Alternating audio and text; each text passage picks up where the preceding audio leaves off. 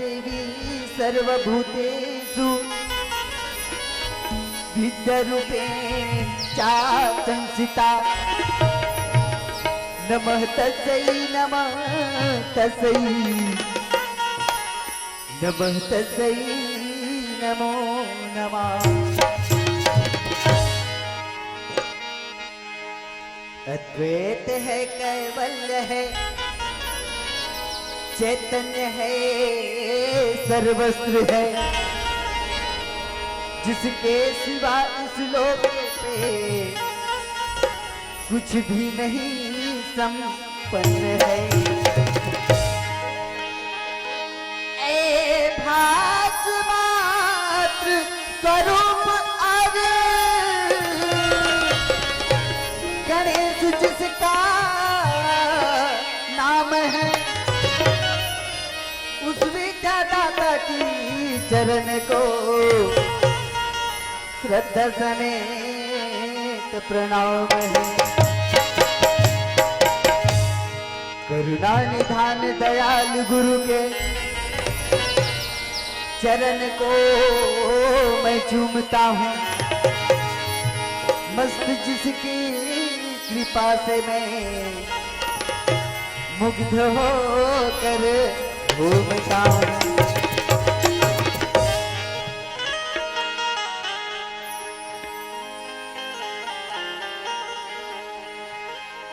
जय गणेश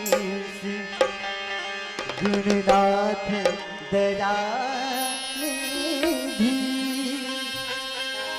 सकल विघ्न कर